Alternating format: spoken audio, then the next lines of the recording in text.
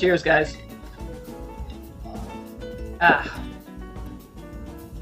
And tonight, we look at the back of the ship, or at least on the Oasis of the Seas. Our guest tonight ran the aquatic show and the acrobatic show on that ship, so get ready to ask all your questions about those onboard shows. Also, we have the latest cruise news, our photo of the week, and Lucas is going to be back with another Below Deck segment. So give me a big thumbs up in the chat room as we start another fun week of Cruise Week TV Live.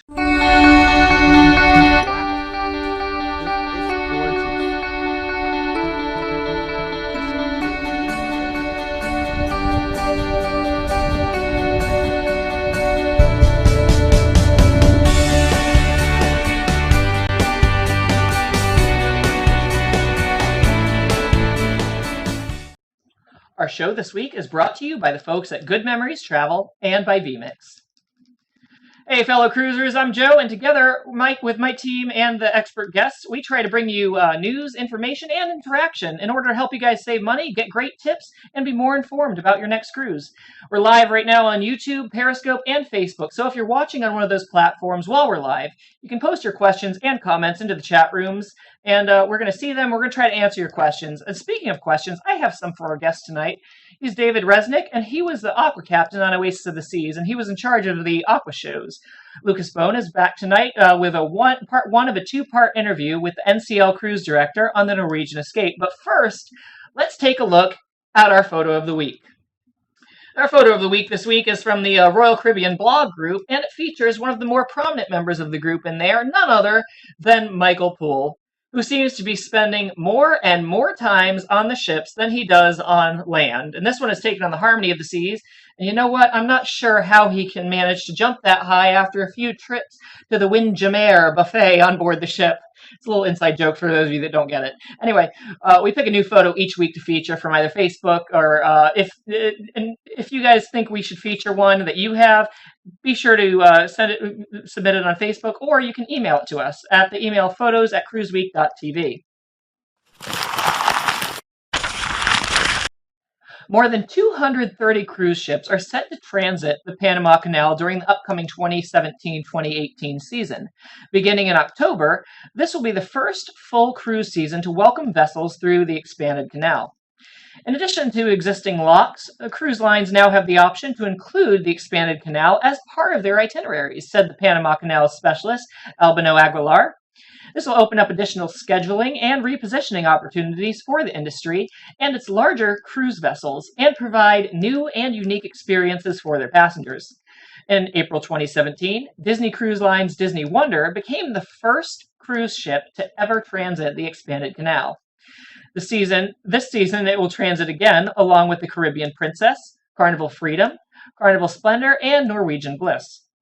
Together, the 5 ships will make a total of 20 transits, and 11 new cruise ships will transit either the canal's Panamax or Neo-Panamax locks for the first time, with each ship making multiple transits. Perhaps the most visible sign of the expanded canal's impact on the cruise segment of this season will be the Norwegian Bliss when it makes its repositioning transit through the waterway en route to the U.S. West Coast to begin its cruise season in Alaska. Currently under construction, the new ship is going to hold about 4,200 passengers once complete, and will become the largest capacity cruise vessel to ever transit the Panama Canal.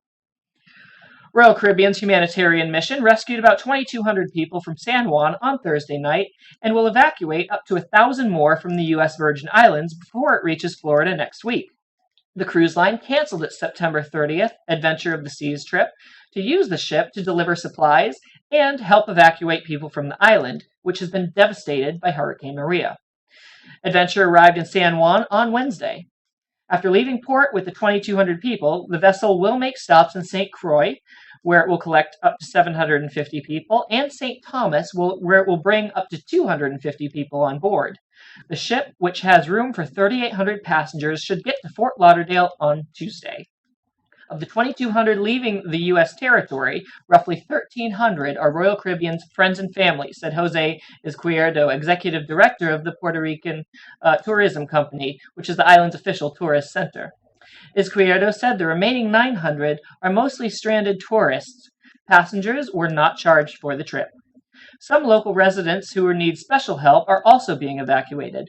There's some elderly on board, there's some people with medical conditions that require some attention, and they have been given priority, as Guillermo said. Why do we now use a travel agent over booking directly with the cruise line? Well, personal service for one, and cash credit back is another. So you can actually cruise for cheaper. So whatever cruise you're planning to be on, give Good Memories Travel a call. You get the same great rates as you would booking yourself, plus you may even get an onboard credit or a customer reward. Yes, they will actually give you money to go cruise with. They enjoy planning and helping you with weddings and honeymoons. Good Memories Travel specializes in handling every aspect of your group cruise, family getaway, or that family reunion that you've been wanting to plan. Imagine letting someone else do all the work while you get to relax. In fact, Debbie is handling our group cruise on the horizon in 2019, but they don't just handle cruises for Carnival. They also book cruises for all cruise lines like Carnival, Royal, MSC, Norwegian, and many more all over the world. They're your one-stop shop for everything when you're planning your cruise. So call Debbie for a no-obligation quote on your next cruise. What have you got to lose? Debbie can be reached at 321-338-2953, and of course, through their website at goodmemoriestravel.com. And let them know that you heard about them right here on Cruise Week TV. If you've ever been on the Oasis class of ships with Royal Caribbean, you will have seen the spectacular water shows at the rear of the ship, the high dives, and the synchronized swimming shows that are put on every week, and they're amazing. And even more so when you think about that whole platform that's moving through the water while the show is taking place, and the whole thing is outside. In the Opal Theater, we see spectacular aerial stunts again, all on a moving ship. And our guest tonight was involved in both those shows on Oasis of the Seas. Welcome to Cruise Week TV, David. Thank you so much for joining us tonight. Yeah, it's a pleasure. I hope you guys are all having a good cruise, and I'm happy to be here. Well, we're glad that you're joining us all the way from Reno, Nevada. Now, tell us, what was your official job title when you were on the ship? I was the acrobat captain, so I had responsibilities of maintaining the show's integrity for Come Fly With Me, which was in the Opal Theater, and then in the Aqua Theater in the back of the ship, I was a part of Oasis of Dreams, which is the Aqua show, and Splish Splash, which is the comedy dive show. So I was basically in charge of reblocking if somebody went out sick, schedules for my guys, making sure that we all followed the cruise ship's rules, dealt with emergency procedures for drills, and basically just keeping everybody healthy and making sure we had a good contract. Cool. So now, prior to cruising, to give the audience a little bit of your background, prior to cruising, you worked in Las Vegas. Is that where you're originally from? And what did you do in Las Vegas before you worked on a cruise ship? Well, first I grew up in Reno, Nevada. I did gymnastics for 18 years competitively. Then I moved down to Vegas. I coached in a gym along with performing in the Tournament of Kings show and the pirate show in front of Treasure Island. Those were basically my experience before I reached the cruise ship. One of my friends that I had previously worked with was on the cruise ship and that's how I got there, essentially. Cool. So now, what was your, like, when you got to the ship, what was the, was it kind of like a culture shock for you having to perform in that kind of theater outside in the open air rather than where you're used to performing indoors?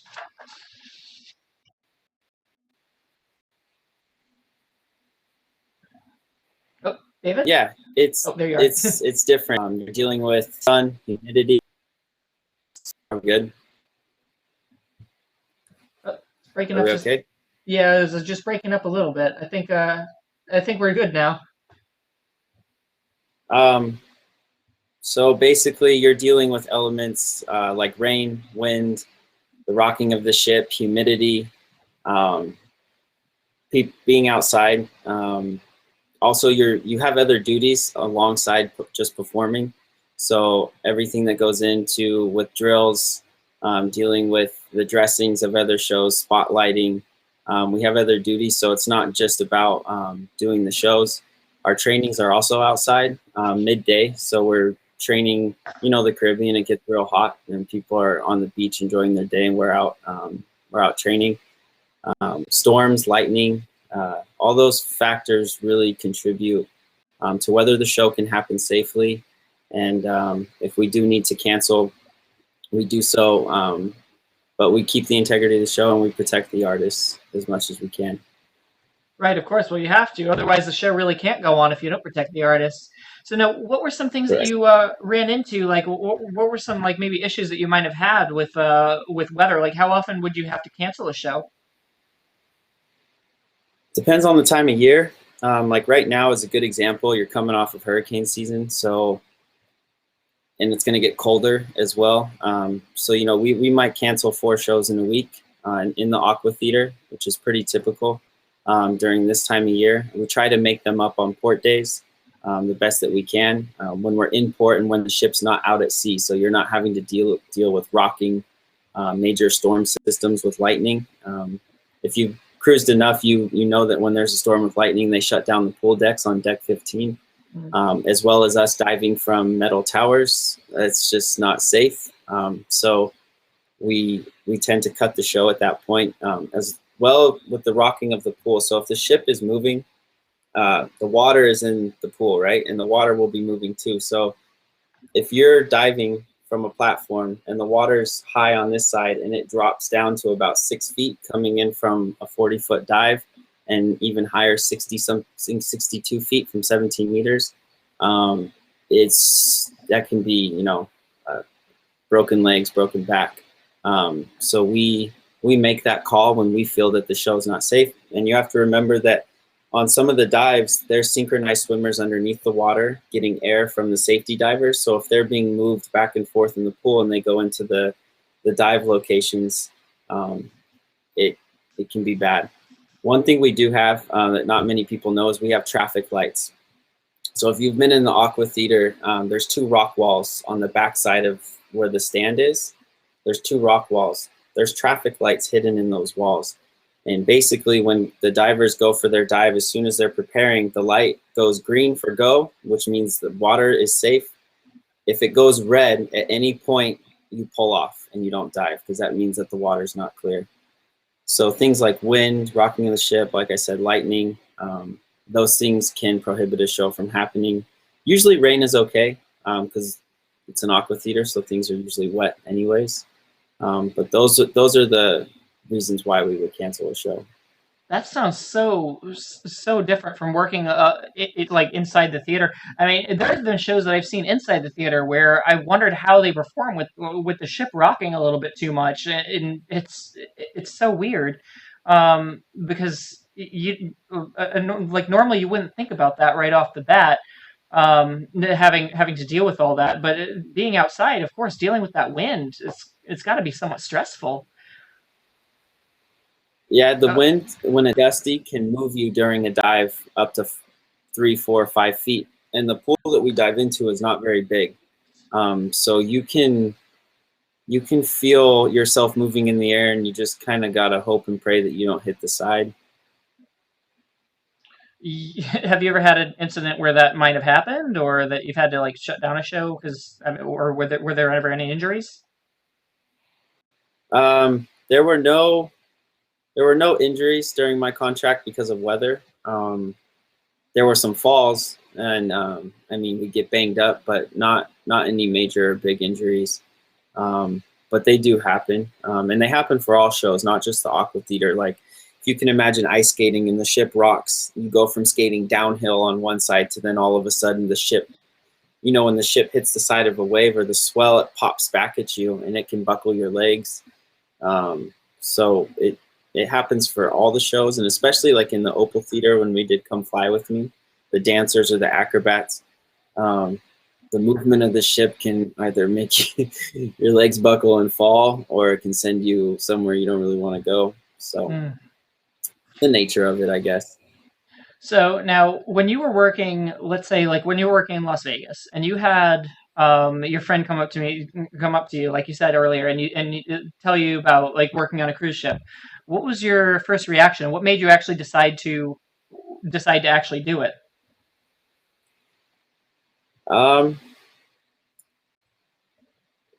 I just didn't feel good in school, going to college. Yeah, I was just kind of at a crossroads.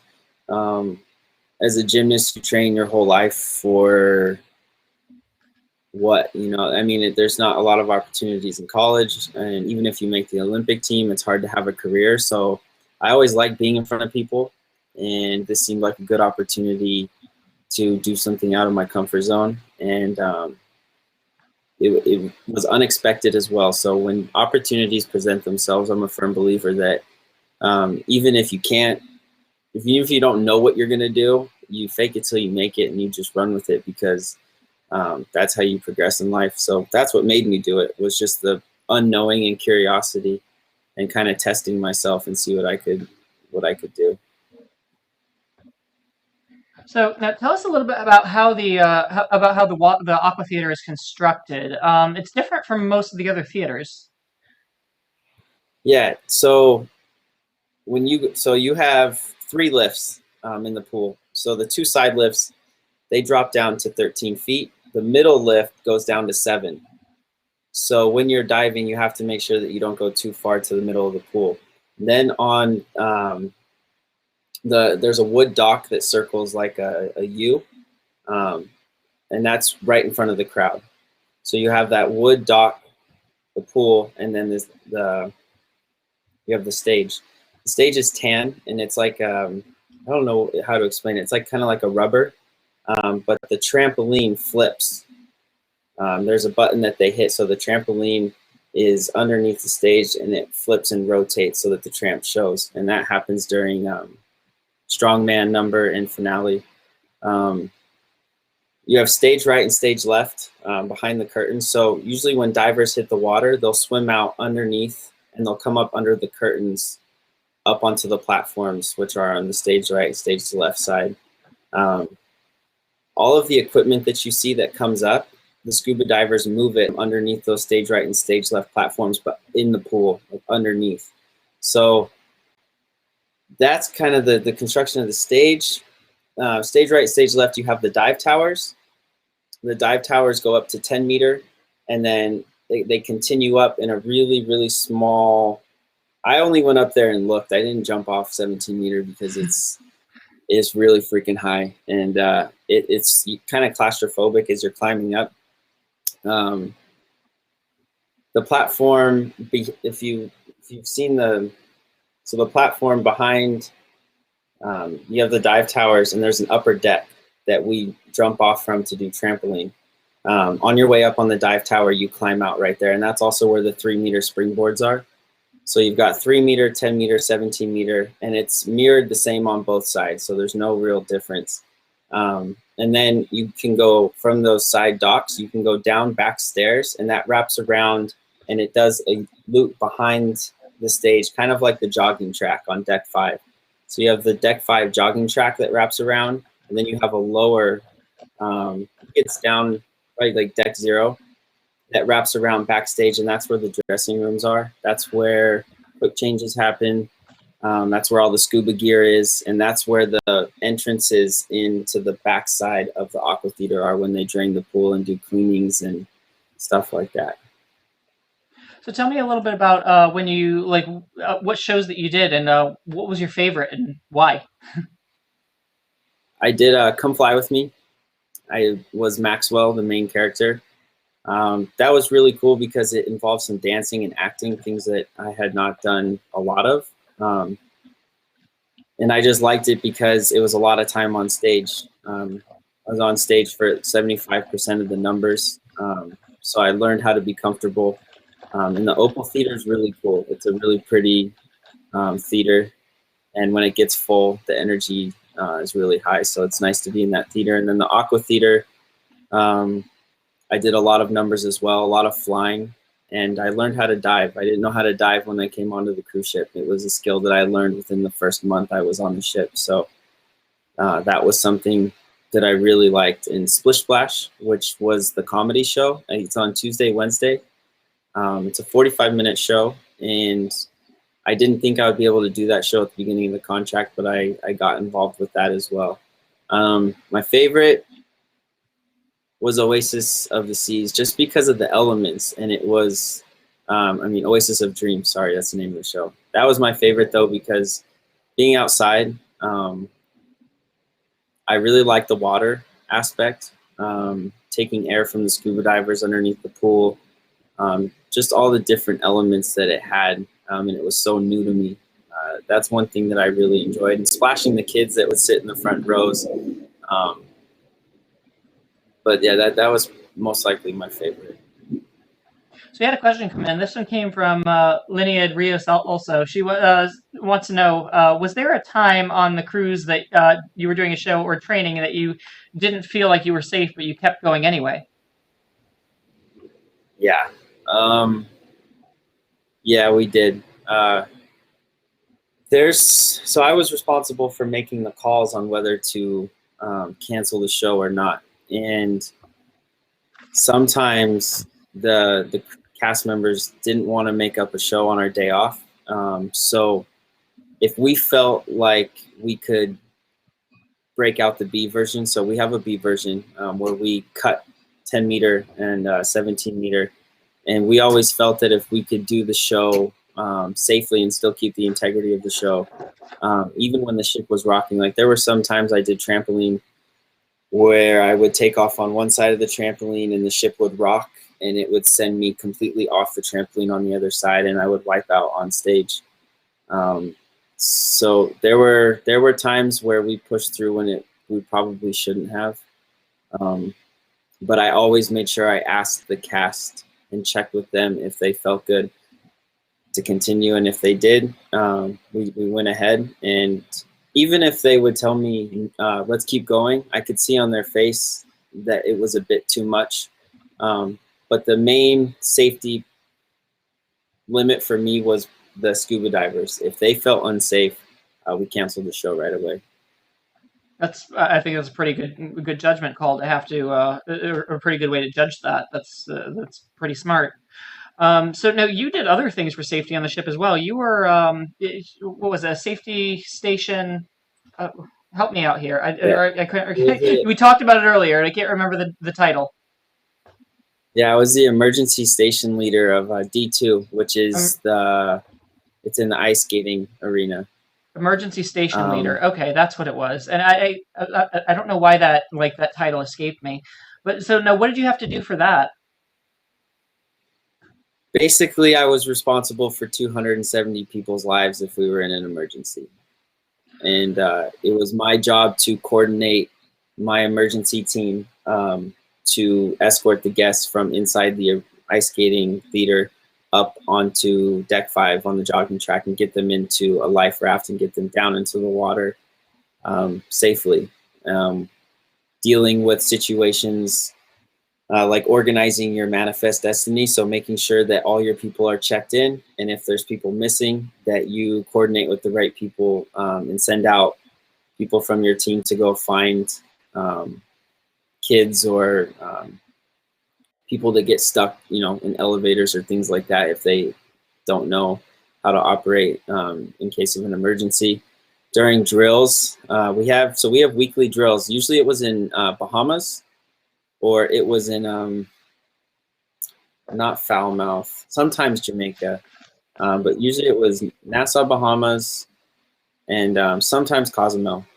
We would do drills, and during those drills, we run. Sometimes the fire chief, the safety, would bring in crew members and sit them down in your emergency station, and they would have people that would act out in certain ways to mimic guests, screaming, yelling, crying, and how you manage those situations. And then Coast Guard, one time in Fort Lauderdale, came on the ship, and basically Coast Guard goes around and tests everybody, and if we don't pass, we don't sail. So it was just a lot of responsibility, but it comes with acro captain. If you're managing a team, you should be able to manage people in an emergency situation.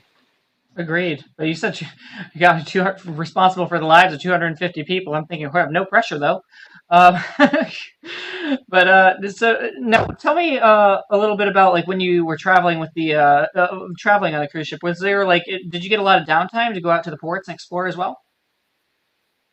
Yeah, there were certain ports that we were able to enjoy more than others. So for the acrobats, Nassau, Bahamas was usually a tough port because we usually would train at the end. We'd have training around, we usually have drill, and then we would give the guys time to go out. And then right when all aboard, before all aboard for the guests, we would train. So you couldn't really enjoy Nassau, Bahamas too much. St. Thomas, St. Martin for sure. We were able to enjoy our days. St. Thomas, we would go to Water Island. That was a pretty popular destination. In St. Thomas, I like to go to the French side to a place called Grand Casse, which now is completely devastated and destroyed. It's pretty sad. But Cozumel was a port we could enjoy, but we had shows that night. Come Fly With Me, so it was hard to get out and go spend a day at the beach and then come back, you know, sunstroked and tired. But Jamaica was another one that we really got to enjoy as well. Yeah, I don't think people entirely believe it when they, or like, I mean, sometimes if they're not used to being out in the sun a lot, the sun can really, just being out in the sun all day can take a lot out of you. So now tell me a little bit about after, because you're not on the cruise ship anymore. You finished your contract. After you finished your contract, you went back to Las Vegas. So what is it that you're doing now, and how is that compared to working on the cruise ship? After the cruise ship, I started working for Cirque du Soleil. I got a contract right when I got off the cruise ship. I was in school again, and school didn't work out. So I ran away with the circus, literally. It's been great. It's very different, you know, ship life. You're not on land at night, and you are repeating the same weekly pattern, going to the same places, giving people that cruise a great experience, working with your team, and you know, the ship becomes a city that you live in. So the things you enjoy while you're, you know, touring outside, like seeing new places all the time, being able to go to the store and experience different cultures. Like trip to the grocery store in Japan is the most eye-opening thing you're ever going to do. So compared to going to the mess hall on the cruise ship every day, it's very different that way. Also, I was doing less shows with Cirque than I was on the cruise ship. The shows are a bit longer. It's not really comparable. But the one thing I'll say about ship life is you find ways to entertain yourself, and your connections with people really grow strong, and you become very close with your castmates. So that's really cool. We got a question from Facebook. Alan Van Vleck said he wants to know what you thought about the captain on Oasis. He said that was his favorite out of 10 plus cruises that he's been on. What I thought about the captain? Yeah, was he a pretty good captain, pretty good guy? Yeah, it's interesting because if we're hitting rough water and the ship is moving a lot, the first phone call our production manager makes is to the captain. He asks the captain to put out the stabilizers. Now, or to change course, and instead of running parallel to the waves, you break into them. But what that can do is you can burn more gas. You got to run all engines. And a lot of people don't know this, but the captains make bonuses depending on how much fuel they use. And the less fuel that they use, they get cash bonuses towards their pay. So some captains would not cooperate with the entertainers, and some captains really would.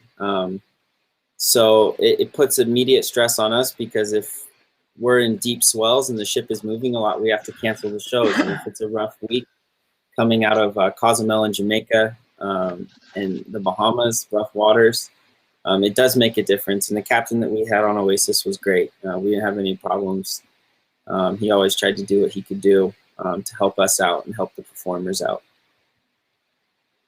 Wow, that's I learned something there. I had no idea that captains need like a kind of a bonus on that. That's kind of interesting too. A little tidbit there. So now, since you ran away and joined the circus, as you put it, you've been traveling quite a bit more. You've been, as I understand it, you've been all over the world. You've done the Pacific. You've done all over like North America. You're going back to Montreal. Yes. Is that's got to be exciting. So, do you think that having worked on a cruise ship, that in a way kind of prepared you for where you are now? Yeah, the cruise ship. I would say anybody that is thinking about going into Cirque du Soleil straight away, it's really important that you go do a contract before you go to Cirque. And what the cruise ship taught me, because I had a lot of responsibility and I didn't have any backups for my role, and I was doing so many shows per week and I had all these responsibilities, is it taught me how to do shows on a bad day, on a sick day. It teaches you how to do shows for 10 people. It teaches you how to do shows for a full house, whether you get standing ovations or not. Dealing with not just performers, but dealing in a professional workplace. So the cruise ship, you've got officers who, you know, the chief officer of safety, for example, fire chief safety, the captain, the cruise director. You're dealing with all these people that are above you. And you learn the chain of command and you learn what it's like to work in a professional company. You're dealing with people that don't know what you do and you don't know what they do. So it's understanding one another, people from different countries. You know, a lot of the Blue Boys were from the Philippines and you had people from Trinidad and Tobago, Jamaica. You're dealing with different cultures, so you learn how to accept and be open-minded of others' views and values and stuff like that. So all that stuff made my transition to Cirque. Actually, Cirque is easier than the cruise ship, in my opinion. Just because the cruise ship is its own beast, its own animal. You're out at sea. You don't get to see your family. You're not on land. It's hard. Well, David, thank you so much for joining us tonight. I greatly appreciate it. I've learned quite a bit. So I want to thank you so much for your time. Thank you for being on Cruise Week TV with us. Yeah, thank you so much for having me. All right, And ladies all and you gentlemen. guys cruising. Oh, sorry, go ahead. No. Guys, so, you know, this show and all the wonderful abilities that we have to bring in guests remotely wouldn't be possible at the level that we do it without Vmix. Vmix, just so you know, is a live production software that powers a live show and many, many other high-end productions. From church services to football games, more and more live productions are running on Vmix. And what our producer Bird really liked when he was trying to improve our show was that they give you a full 60-day trial of everything. That way, you get to test it out risk-free before you buy for a full 2 months. And then they have a system starting at just $350. If you're going to do any sort of serious live streaming, you need Vmix. So go to vmix.com and try it today. So tonight for our history segment, I wanted to focus on one of the smaller royal ships, and that was the Enchantment of the Seas. Now, the Enchantment of the Seas is part of the Royal Caribbean Fleet, and it cruises in the Caribbean year-round, sailing out of Miami, Florida, USA. Construction for the Enchantment of the Seas began in October 1995, and the ship was completed on July 3, 1997, with a maiden voyage taking place 10 days later. In 2005, the Enchantment of the Seas was overhauled. And part of the overhaul included stretching the vessel by cutting it in two amidship and adding a 73-foot-long section. Now, this overhaul took place in Rotterdam with the mid-body extension pre-built so it could be easily added in. The ship was able to resume service within 2 months of first entering dry dock. The Enchantment of the Seas set sail again with a new section that included 151 new staterooms, outdoor trampoline bungees, suspension bridges, an expanded pool area, a 64-jet interactive fountain area for kids, and floor windows allowing an unobstructed view of the ocean below. On September 30th, 2009, while the Enchantment of the Seas was berthed at Cozumel, Mexico, high winds pushed the cruise ship Carnival Legend against the side of the Enchantment of the Seas, which resulted in damage on both ships. A Royal Caribbean spokeswoman commented that the ship had minor damage to the stern of the ship and some railings, but both ships were able to depart to their next port of call after being inspected by port authorities.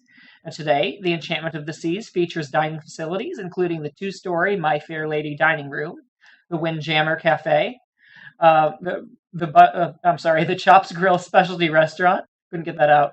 And several themed bars and lounges, including a piano bar. Other features include 3 pools, a spa, a theater, a solarium, a fitness center, a discotheque, a shopping center, and Centrum, a teen disco and lounge, Adventure Ocean Center, an observation deck, a rock climbing wall, 4 bungee trampolines called the Jump Zone, and, last but not least, the Viking Crown Lounge. Now, who would like to go on a cruise with us in 2019? The Carnival Horizon is the group cruise that we have coming up, and it's being put on by our friends at Good Memories Travel. And we'd love to get a community on there with us. It's February 23rd, 2019, and we hope to have our entire team on board and having a blast with you all, as well as enjoying one of Carnival's biggest and newest ships. The entry for the $500 drawing has also been extended, so you can be entered into that when you book. There's a web page for the cruise, and that is CruiseWeek.tv/group cruise. So let us know what you'd like to see on the group cruise, since we've never done one before. The entry for the $500 drawing has been extended to December 31st, so go ahead and book and join myself, Bird, Matt, and Shally all with you guys on the ship. Lucas was on the Norwegian Escape this week, and of course he had his camera with him. So let's see what he has for us this week. Luke.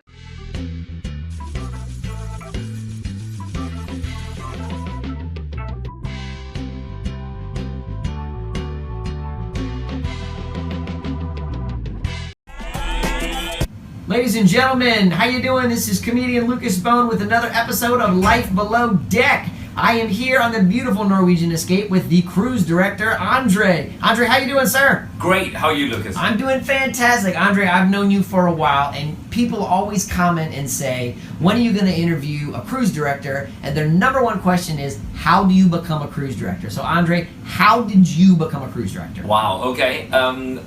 A bit of a weird journey for me. I actually started out as part of the show team, so I was all singing, all dancing. Nice. And then my body got old and my knees gave out and I couldn't kick my legs as high as the dancers and I couldn't get up off the floor from the splits as fast as the other ones. And I thought, I'm done with all this dancing business, so I went into more of the managing side. So I went on, did some cruise staff work, then worked my way up the ranks, so assistant cruise director and then cruise director. Awesome. Is it harder to be a cruise director, do you think, on a big ship or on a small ship? Because I know you've done all kinds of ships all over the world. What are the challenges of being a cruise director on something like the Escape, which is a large ship, compared to a small ship like maybe the Sun or the Star or the Sky? Well, I started out in 1999 on cruise ships. My first ship was just 200 guests. It was a 6,000-ton ship, and here I am on the Norwegian Escape, 165,000 tons. Wow. With 5,000 guests, and there's still just one of me. So when there's 200 guests, I can be seen by everyone in a couple of hours. I've got to be seen by 5,000 people every day. So it's being out there all the time, on the decks, saying hi to people, making yourself visible so that they know who you are. You're like the face of the ship. It helps for me because I'm a British guy working on an American ship. So they recognize my voice straight away because I do all my announcements. So they start hunting for the British voice. Yes. Which is easier for me, on the bigger ships. But it's that visibility that makes it difficult. Awesome. Oh my goodness, that was funny. Great, thank you so much, Lucas. And as always, you can see more of Lucas at facebook.com/comiclucasbone. Our guest next week is young cruise traveler and blogger Josh Hokum. He's going to be fresh off another cruise and ready to tell us all about it. Join Josh and Matt next Saturday right here on CruiseWeekTV. And I want to thank Cruising Cat from RC Periscopers Group for helping us out in the Periscope chat room. If you guys want to see a lot of live streams from people on ships, head over to RC Periscopers Group on Facebook for a list. And if you guys know someone who's going to enjoy watching the show as much as you do, be nice and share this link to their Facebook wall so that way they can enjoy as well. Please also like and subscribe to our YouTube channel. Just doing that really helps our show, and it shows our sponsors the support we have, and helps keep our show alive each week. And thanks to everyone for coming in and joining us. Matt is going to be back next week, and I'll be back the week after. Don't forget, join Matt and producer Bird every Wednesday for our midweek social time here on. The midweek social time on Facebook, where we kick back and have a casual chat with anyone and everyone who wants to jump in. It's a great way for us to get to know you guys better, and for you guys to get to know us better. And so be sure to join us Wednesday at 8 p.m. And until then, I'll see you guys in about 2 weeks. And until then, stay fun, cruisers.